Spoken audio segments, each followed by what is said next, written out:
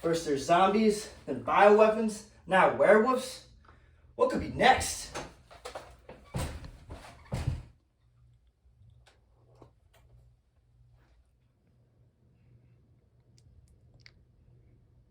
Oh, now that's a bioweapon.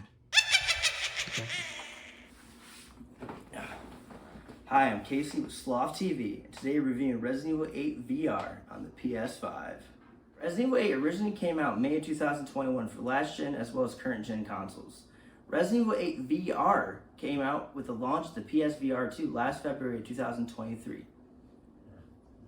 I originally beat Resident Evil 8 Village when it launched back in May of 2021. I beat it within a weekend, and I thought it was a fairly good installment in the Resident Evil series. My experience with VR is I got the PSVR last gen with the PS4, and my first game on that was Resident Evil 7. That game blew my mind.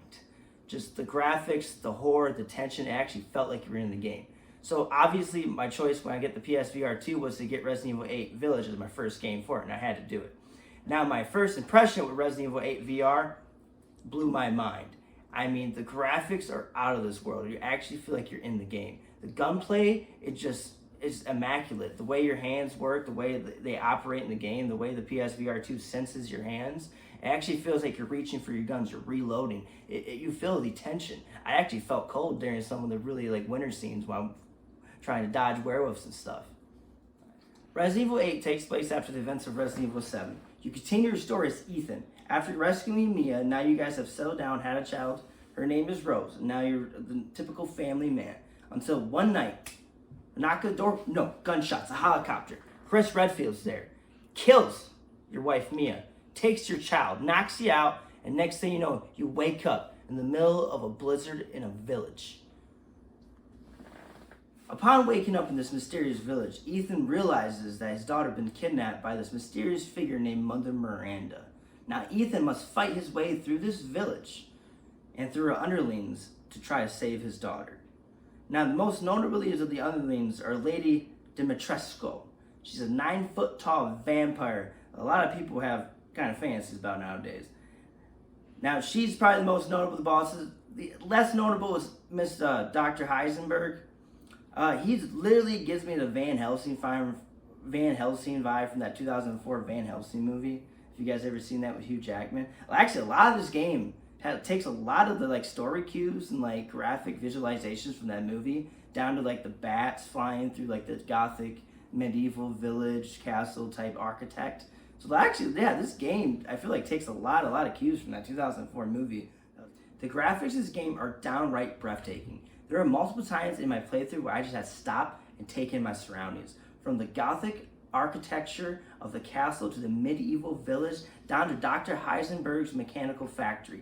Every part of this game is just beautiful, from the dark areas to the light areas. They did a really good job of making you feel like you're actually in Ethan's shoes. Now, my other great things I liked about this game are the gunplay. The gunplay is just downright amazing. The feel of the guns, reloading the animation. Well, there's no animation. You actually have to reload the guns. You have to pull the pistols in your ammo back, pull the clips out, reload them, cock your pistol back, and then you're back to work. It's amazing. Every weapon has unique reload animations, and they just feel so different and almost realistic to hold. Plus, who doesn't like dual wielding pistols? Now, another great thing I like about the game is the story. The story, first time I played through, I liked it. I don't think I paid as much attention to it as I did in VR. In the VR, it made me want to explore every nook and cranny of the game. Find all the extras, all the collectibles. Get, all the upgrades that I could get. Hunt, fish. There's multiple things that you could find throughout this game that are just, not on the direct path, or hidden, or backtracking, and that's really what made me invest myself. I felt like I needed to get stronger, upgrade myself before I take on the next boss. I really enjoy Resident Evil 8's story. It is on a way bigger and way more hectic scale than 7 was. Because 7 was pretty grounded to life. It was set in Louisiana Bayou. It only took place between a couple buildings. Resident Evil 8, it takes place in this massive village, castle, factory. There's one part I don't want to spoil it to you, but it's almost kind of like a Saw jigsaw type house with some type dolls. It's really creepy. In the VR, it just excels. But I really enjoy Resident Evil story. I'm excited to see where 9 goes. I know Ethan's story is done and that they're going on with Rose's story. So I'm excited to see how they do 9 and how they incorporate it. And are they going to make 9 VR? Now, I don't have many dislikes for this game. My biggest criticism is just the pure lack of content. Resident Evil 7 on the VR, the entire game was ported to the VR. I mean, even the Nightmare mode, all the rework main campaign modes, and all the DLC. Now, Resident Evil 8, only the main campaign's in VR. And so, not the mercenaries after you beat the game, and then I know the DLC is third person, but obviously they didn't incorporate that in VR. So the game really does lack replayability. So I wish down the road they will add mercenaries. It also lacks trophy support. You can't earn trophies when you're in the VR mode. I don't understand why, and plus your progress in the VR is separate from the main campaign, so you can't carry over anything from the main campaign to the VR story, and vice versa. Also, as far as gameplay wise, the only issues I had was just a few times where I would go try to reload my gun and I ended up grabbing my map, just because the map was so close to your ammo holster clips. And then as well as I got stuck in a couple ladders, but it was no big deal. Now, most of the original Resident Evil Village of the campaign is playable in VR. There are some sections of the game, especially when you play as Chris Redfield, where it goes into third person, and that is shown on almost like a movie theater type screen. Besides that, they did add a shooting range for the VR, which is it's pretty cool. And they also add a VR tutorial to help you understand the controls, which is pretty nice as well. Now, this is the part of the video where I like to get raw. And by raw, I mean raw gameplay. For the next few minutes, I want to show you guys some unedited, uncommented, unfiltered raw gameplay from Resident Evil 8 Village. Now, these clips, the first one being about 3 minutes, and the second one also being about 3 minutes. The first one taking place about mid-game, the second one taking place late game when you're playing as Chris Redfield. Enjoy these clips and stick around after for the verdict.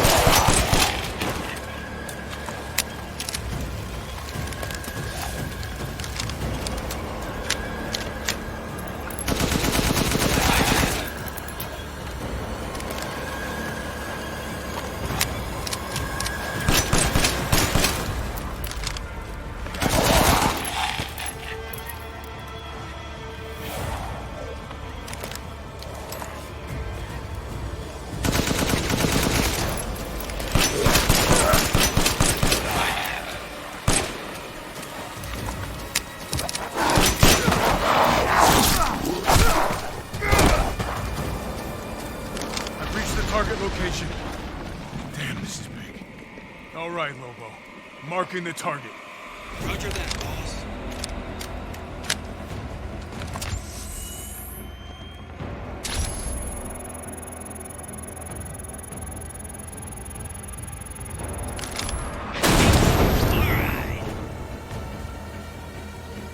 Reloading now.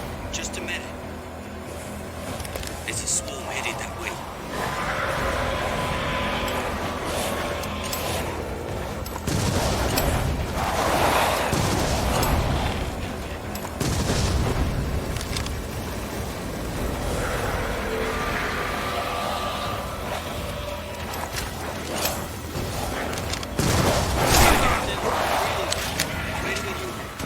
Man, those are some good clips. Resident Evil 8 Village VR is a masterclass of VR. It really pushes the technology to a new level I think I could never have experienced. This game literally blew my mind. I am so excited for all those in the future to try it. If you guys have a PSVR 2, get your hands on it. My verdict for this game is a 9 out of 10. The only thing keeping this game from being a complete masterpiece is just the pure lack of content. I beg Capcom to port more of the content from RE8 into VR, especially the Mercenaries mode. RE7 had every bit of content in VR, and that game was amazing down to the last bit of gameplay. So if they could add more content to this game, it would be amazing. And I know that they're releasing Resident Evil 4 VR this winter.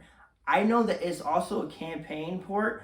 I'm hoping too that they also port that Mercenaries to VR, because that Mercenaries in VR would give this game, that game 100 hours of playability in VR. It would just be amazing. So thanks for watching. This is Casey with Sloth TV. Please like and subscribe. Have a wonderful day, folks.